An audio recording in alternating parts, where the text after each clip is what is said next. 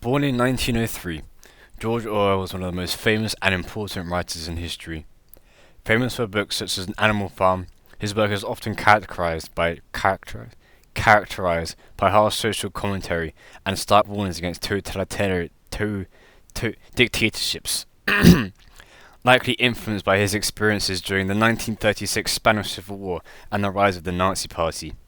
However, his most famous work, and the book we will be discussing today, is 1984, a novella in which the main character Winston navigates his way through a totalitarian government which has nigh total control and power over everyone under it. This control reaches into all aspects of life, such as mass surveillance with hidden microphones and two-way screens called televisions in every room, arresting those accused of thought crime, the crime of thinking negatively of the government, and marriage stating be not for love but to produce children loyal to the regime.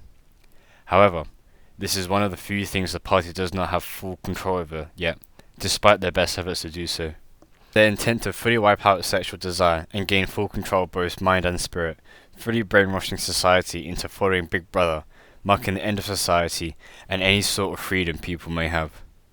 Perhaps one of the greatest creatures made by man, LeBron James is arguably one of the best and most influential basketball players of all time, and a hugely significant figure in our current meme zeitgeist. With creations such as this, that, and whatever this is.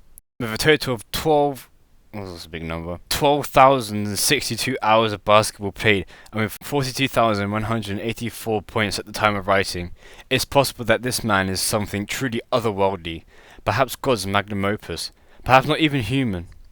All we know is that lots of people really, desperately need to see him sit on their face.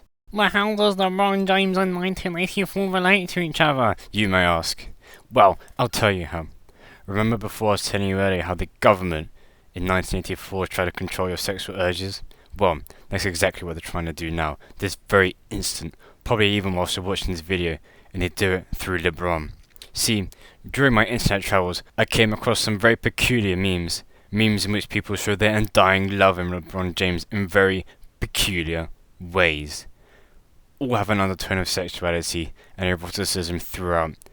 Clearly, they get some sort of sexual pleasure just whispering this man's name. But how could this have happened? What could possess people to all of a sudden join some sort of sexual LeBron cult? I'll tell you why. It's the government. Just like in 1984, the government wants to control every aspect of your life. I know mine certainly does. However, unlike 1984, they recognize that they cannot fully remove a person's base sexual desire to reproduce, so they figured out the next best thing would be to channel all your sexual desires into something they can control, something they can manage. Who do you think they chose? LeBron! Of course they chose LeBron. I mean, who wouldn't? He's a pretty attractive, Anyway, how do you think he got a net worth of over 1 billion USD? Through hard work and dedication? Nonsense! You guys gotta wake up. See, that's what they're doing. They're conditioning you through all these LeBron memes, you see.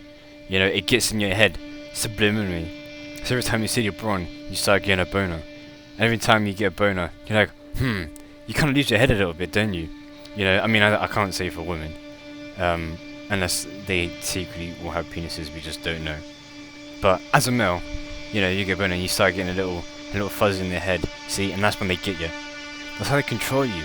You see the memes, you think, LeBron Gooning. Then what happens? That gets associated with you. It associates in your brain. It makes the neural connections. You think, you know, sexual arousal. You think LeBron, and they link. You can't see, but I'm like linking my hands together, like a little chain in your mind, you know. And then what happens is you start getting lightheaded.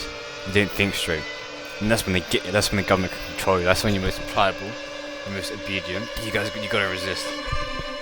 You gotta